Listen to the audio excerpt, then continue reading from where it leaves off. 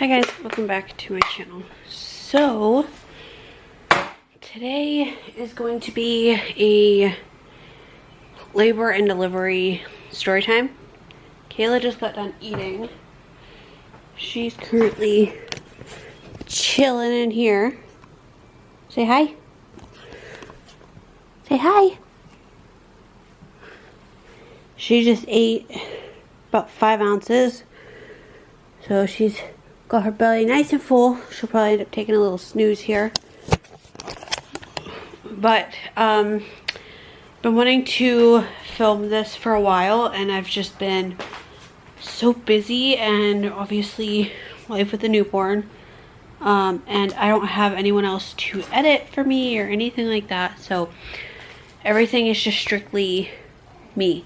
Taking care of the 2 kids, everything. So life's been kind of crazy, hectic, but we're ready to move forward, and hopefully get back to some type of normalcy here on YouTube. Meaning I want to start uploading more. But this is going to be a labor and delivery story time. I know a lot of people have had questions regarding my labor and delivery with her, and honestly I've had a lot that I had to kind of process myself, because it was just very, compared to Ella's induction, it did not go smoothly. It was very hard, to say the least. So let me run over to the calendar real quick and see if I can figure out the date that everything started.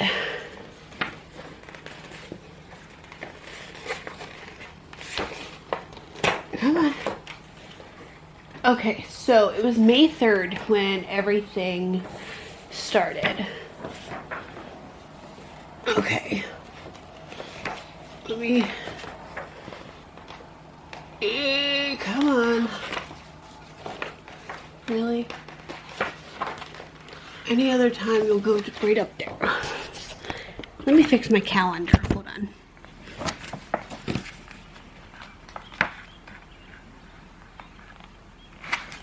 Okay. Okay. So May 3rd is when everything started. But if you backtrack a little bit to my baby shower, April 22nd, it was a Saturday. Let me get my calendar up just so I can kind of process through all this with you guys. So April 22nd was a Saturday. It was my baby shower.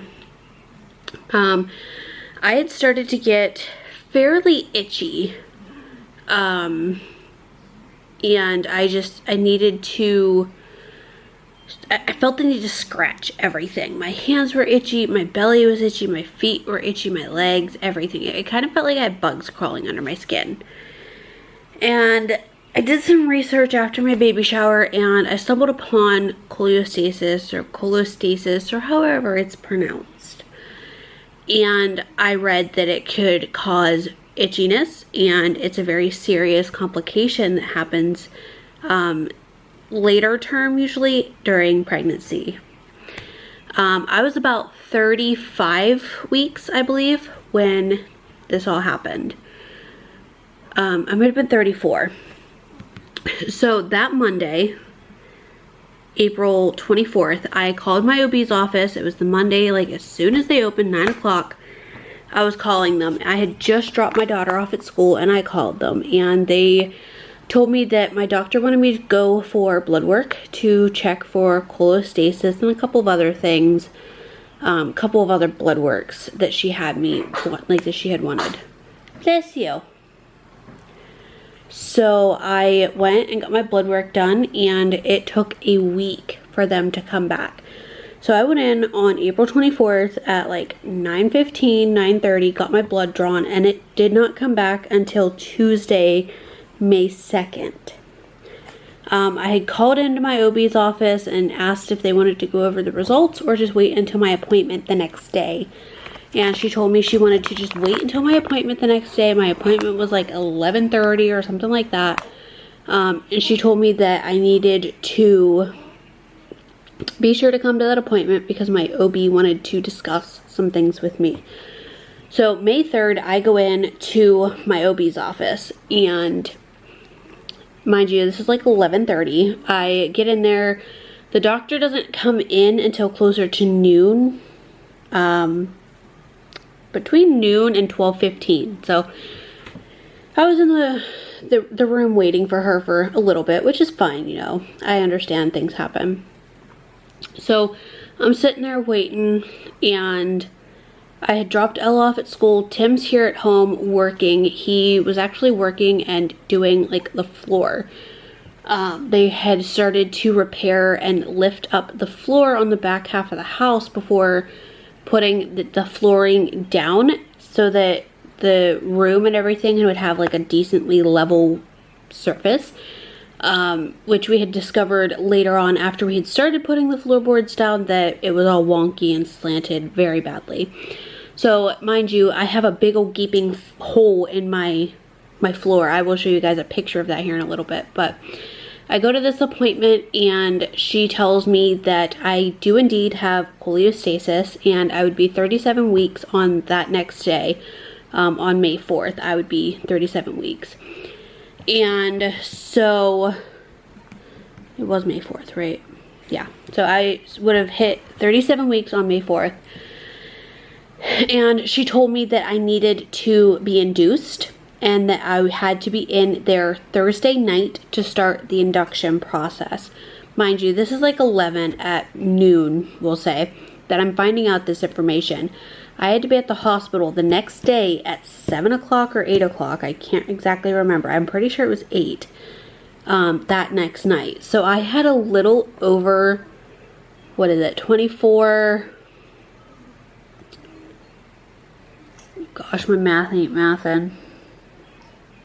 32 hours to find Ella a sitter, get my rest of my stuff all packed up, get the car seat all out of the box and ready to go. Like, I had nothing prepared because I still had 3 weeks. I had packed my hospital bag, but I had to repack it because I was going to be going in early and I didn't know how small she was going to be. So I go in at 8 o'clock on Thursday. They insert the Cervidil, which I knew that that's how they were going to do it. They inserted the Cervidil around 10 o'clock, I think. Started some IV fluids, stuff like that. They said that they were going to let that sit for 12 hours. 10 o'clock the next morning, the doctor comes in, they pull out the Cervidil and start Pitocin. They don't start it very fast or very aggressive. They kind of slowly bump it up. And I've been, I had started having contractions all day because of the Pitocin. But they weren't bad. I could breathe through them. I could kind of talk through them. And they weren't very consistent. They were every couple of minutes. I was having about, probably 8 to 10 contractions an hour. But like I said, they weren't very consistent. They weren't very long lasting. So I did not think labor was going to happen that day. And it did indeed not.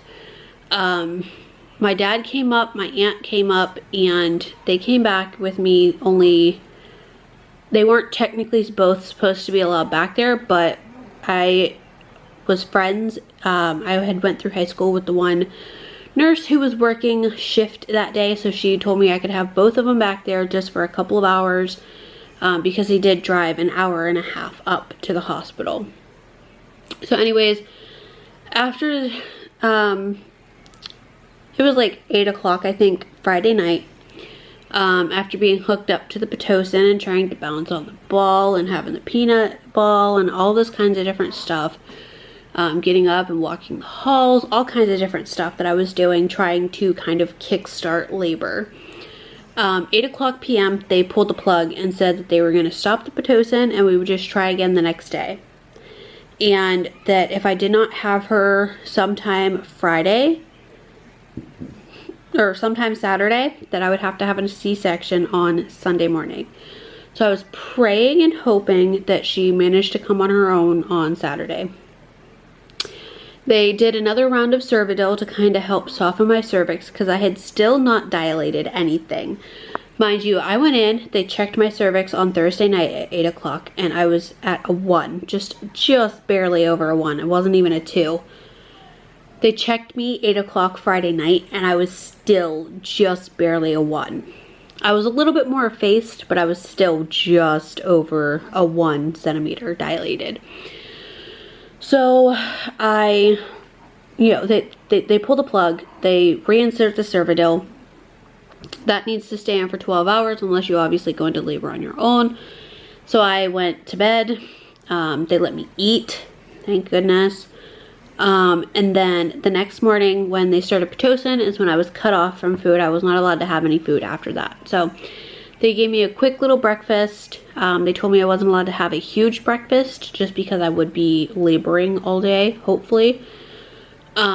And just in case the need for an emergency C-section were to arise, I would not have very much food in my system. So they allowed me a quick little breakfast and started on the Pitocin. They were more aggressive with the Pitocin this time. They bumped it up multiple times within an hour. Like it was a lot faster and a lot more tough that morning. The OB came in, I think around 10 o'clock, I think, and she inserted a Foley bulb. And if you guys don't know what that is, it's like a tube that inflates into like big, like water-filled like balloons almost. And it's one side of your cervix and the other side of your cervix. And with contractions, it kind of like helps push it to help dilate you. And so I said anything to get this started because I am ready for this girl to be here. Mind you, I had labored all day the day before. I'm tired at this point. Granted, I did get a break, but I was still having contractions throughout the night, but they were obviously not bad. But, at that point, I'd been in the hospital and away from my baby for over 24 hours, and I was just ready to have her here and be home. When I say away from my baby, I mean Ella, obviously. So, mind you, okay, a lot of this process, Tim was not there for. He did not sleep at the hospital either night until after baby girl was born. I sent him home because, like I said, we had construction going on in the house. I had a big, huge hole in our floor. I'm going to get the picture up real quick to show you guys how our floor looked while I was in having our baby. Come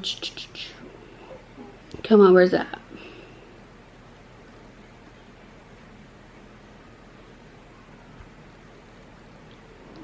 We're getting there. Those days the baby was born. That's the aftermath of the floor. There's my floor. So this is how my floor was looking. We had a giant hole in our floor, multiple boards. All of that old floorboarding had to get cut up and replaced, and the floor joints had to be raised up, and Tim just screwed new joints right to the next, right onto the old ones because they weren't rotted or anything. They were just kind of loop. So he raised them up and made the floor nice and level across. So that was all happening while I was in labor, or laboring and everything. And anyways, back to Saturday morning. They do the Foley bulb. Every couple of hours she comes and checks, and the nurse will check on it every half hour. She would tug on it a little bit, see if it would pop out on its own, but it didn't. The OB came in, I think around 4 o'clock, and she yanked it out. It felt like she just ripped it. So they checked me after that, and I was up to a 4. So I'm up to a 4 centimeter at this point. And they're trying me on my sides, leg up on the peanut ball. After after she pulled the Foley bulb out, she broke my water. And after they broke my water is when I opted for the epidural. Because once, like, the contractions were already painful that day with the, like, because of the Foley bulb. But after she pulled that and broke my water, it was painful. Like, it hurt. So I opted for the epidural. I said, get me that epidural, please, and thank you. The anesthesiologist comes up, they give me my epidural, everything seems to be working good. My contractions are not painful, I can feel them, but they're not painful. But I can wiggle my toes and lift my legs, and that didn't seem right to me, but they assured me everything was fine, everything was good, that's how it was supposed to be. And the OB had other things that she had to go and do. So I'm left there laboring. The nurses are coming in and checking on me. So I'm at a 4.5, 5 centimeters now. And they're trying every which way. They're trying me on my left side, on my right side. They're trying me kind of like flat on my back, raised up a little bit. They're trying everything like to try to get me to dilate. And at this point, my contractions got so unbearable. I could feel every single contraction. And in Tim's words, mind you, I was screaming like a banshee. The contractions got so painful, I could not breathe through them. I was exhausted at this point. Around, gosh, I can't even think. I can't even remember what time she was born right now. My brain, hold on, my brain is not working right. Let me get out her little crib cart so I can remember what time it was when she was born, so I can give you a more accurate timeline of when they flipped me and stuff. So,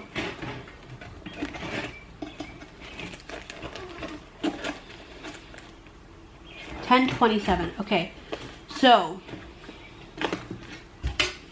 it was probably 10 o'clock, 10 after 10.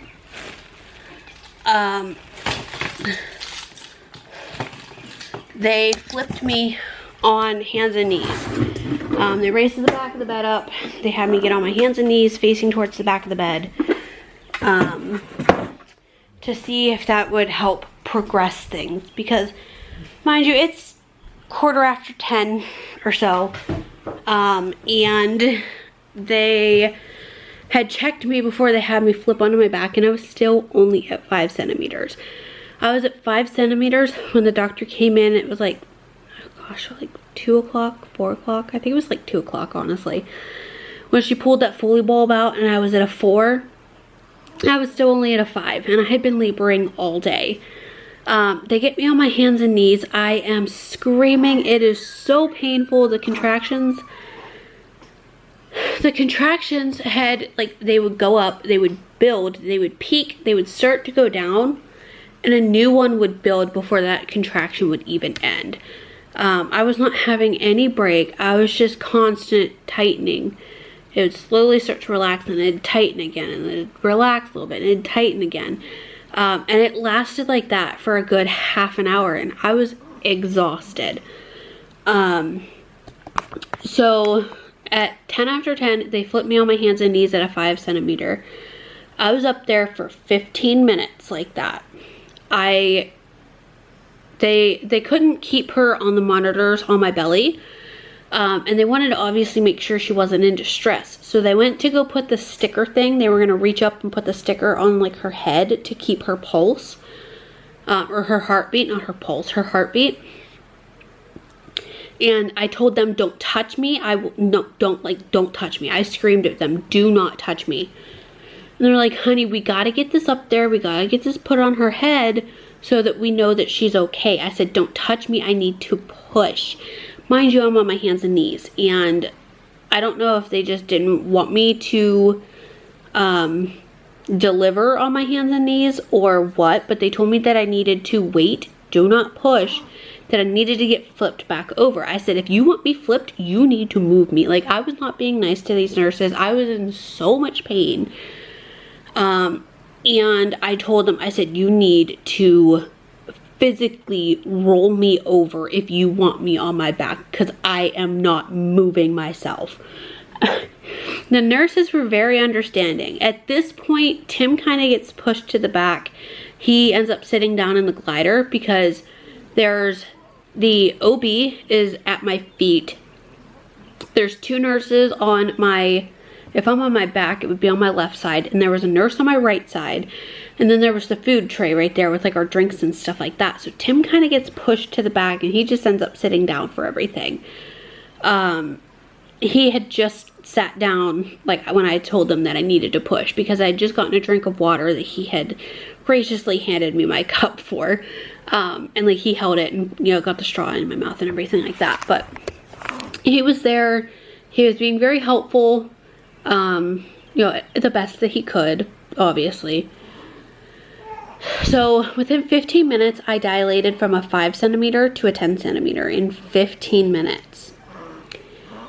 And I was so tired and in so much pain. They would get me rolled over, but I'm not even straight on the bed. Like, say the bed's going this way, you know, like head to toe.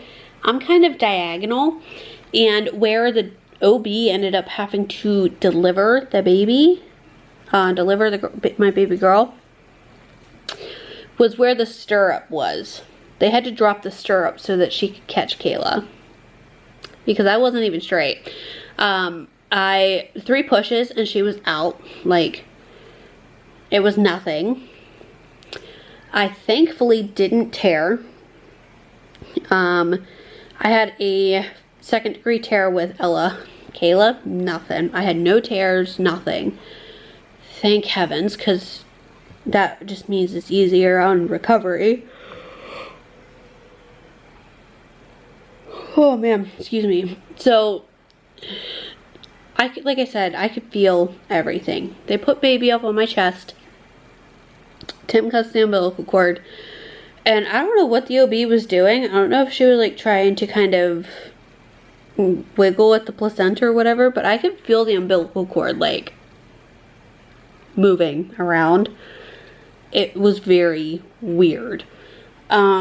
They take baby girl away so that they can get me to deliver the placenta and, you know, all of that stuff. Get me kind of ready to go. So they take baby girl over, they start weighing her, everything like that. They get me finished up, and I am not allowed to leave bed for about an hour after delivery. They're trying to push epidural at this point, you know, before I deliver the placenta, and they start the uterus massages and stuff. And it's not working. I feel the medicine go in, but it's not working. It's not doing nothing. I feel every single thing. So it was a very traumatic labor and delivery, because I was in labor, you know, that many times, that. So I was in labor that long, and I was just, you know, like I said, I'm exhausted. We were currently doing house renovations. I had never been away from Ella for more than a couple of hours in her 4.5 years. I dropped her off at my sister-in-law's house around 2 o'clock on Thursday. Or no, probably around 3 o'clock on Thursday, and came home, and I had to pack our hospital bags and everything like that. So I dropped her off on Thursday, and I did not get to pick her up and see her. Or Tim picked her up Sunday, but I didn't get to see her until Monday, besides like video chat or anything like that. So not only was labor and delivery hard, but being away from Ella for that long for the first time ever, that was hard too. But she came out, like I said, it was 3 pushes. It was super fast. She did come out bruised. Her face was pretty bruised for the first couple of weeks. Her eyes were bloodshot. But all of that's better now. She's all better. She was born at 10:27 p.m. She was 19.5 inches long and weighed 6 pounds, 7 ounces. And we got to come home on Monday, but our hospital's policy is still very weird and horrible because of COVID. They never changed the protocols or like anything like that back to somewhat normalcy. And no kids under the age of 18 were allowed, not even siblings.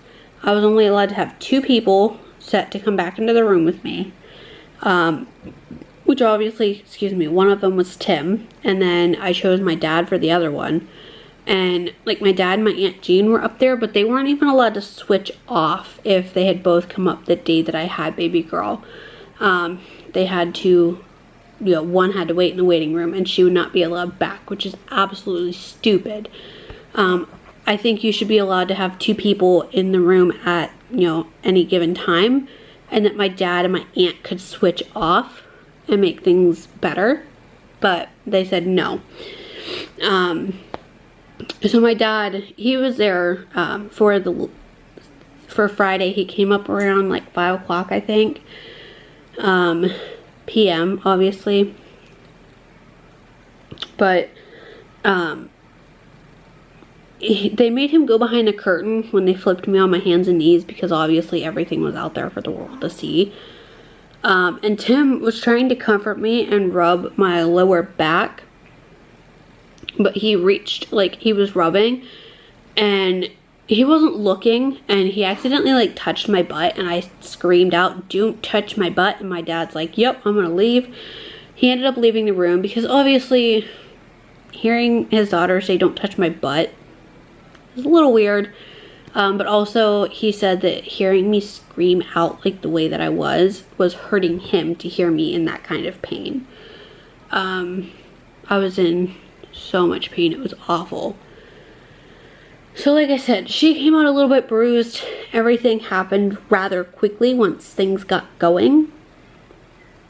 But it was just the process of getting me there. So they think what happened is they think that she was head down, but she was facing with her head towards my tailbone instead of facing up towards my like pelvis, or not pelvis, but towards my like belly. And they think that's what happened. And then when they flipped me on my hands and knees, she flipped, and so that she was facing towards my belly at that point. And they think that due to the constant contractions, she just like pushed her way down really fast, which is why I was in so much pain, and why the epidural wasn't working is because everything happened so fast. Recovery was easy. Bleeding was minimal. Breastfeeding did not work out. We had to try her on, she was on Similac sensitive. She was on the advanced for the couple of days. Then we switched to the Similac sensitive. Then we got switched to, or I tried her on the Nutramigen. That did not work. So my pediatrician, her pediatrician, told us to switch to soy. That didn't work, so she told us to go back to the Similac sensitive and add in a daily probiotic. That was not good. That was even worse. Ultimately, you guys can see back there the infamous purple can, if you guys remember from when I was having, or when Ella was a baby. She is on the Similac Alimentum as well. So the Nutramigen is like the same thing, but it's Enfamil's version, and I don't know why, but it would just go right through her. The Alimentum doesn't do that, so we're not sure why the Nutramigen wouldn't work, but it didn't. The soy made her very backed up, and she would not be able to go number 2 for a couple of days, and it would be hard and uncomfortable. The Similac sensitive, she was very gassy and spit up a lot, and then she added in the daily probiotic to kind of help with the fussiness, and that didn't even help. And the blue advanced stuff, the Similac advanced, that just no, like automatically no. So it was just very rough 4 weeks trying to get her formula figured out. Finally got that figured out. And now we are gonna be 7 weeks here in a couple of days. But it has been a long couple of weeks coming to term with how my delivery and everything went. If you would have asked me 3 weeks ago, I would have said no, I will not have any more kids. Just because I was, you know, I don't like how the epidural messed up my back. I don't like how my labor and delivery with her went. Everything happened so fast, from finding out I had cholestasis to getting induced, being that rather quickly, to having a pretty long labor and delivery, about wanting to give up. I'm trying not to cry thinking about it, but I was legit minutes away from calling it and telling them to take me to a C-section because I was in so much pain from these contractions. I kept saying, I can't do this, I can't do this. And the one nurse, she was very sweet. She kept, like, she knelt down by the head of the bed and made me say, I can do this, I can do this. It was very hard. Like I said, I was ready to throw in the towel and have them take me for a C-section because I was just so exhausted and in so much pain from these back-to-back-to-back contractions. The contractions that, you know, would go up, peak, start to come down before they peaked up again. I was having those back-to-back-to-back like that with no break in between for 5 hours. And it had not even started to dilate me until I got on my hands and knees and she flipped sunny side up. I think that's what it is, you know, with her face toward my belly.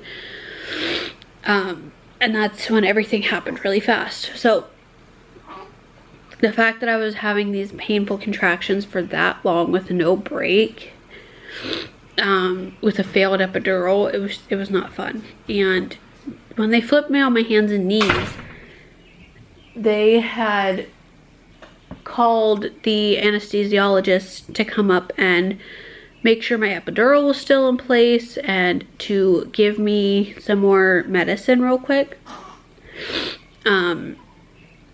But she was busy with 2 other, not deliveries, but just 2 other things that she had to do before she could get back up here and be the epidural for me, because she was in surgery for 2 other people.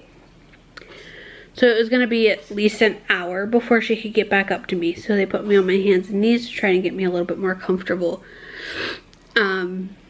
So while I went through labor and delivery with an epidural, I also didn't have the epidural, if that makes sense. Like I said, I'm almost 7 weeks postpartum at this point. I'm about 6.5, because this is Wednesday, June 21st right now as I'm filming this. What was I saying? My brain's tired.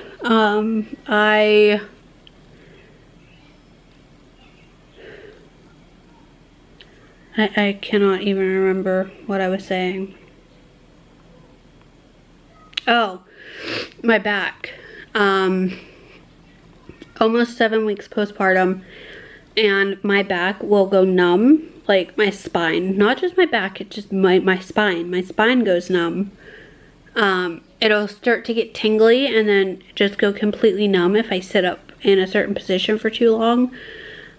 Or if I'm just sitting for too long, I have to kind of lean back and relax onto something to help that, or prevent that, I should say. But like I said, it goes numb. It starts getting a little tingly, and then it'll just go completely numb, and it'll stay that way for hours.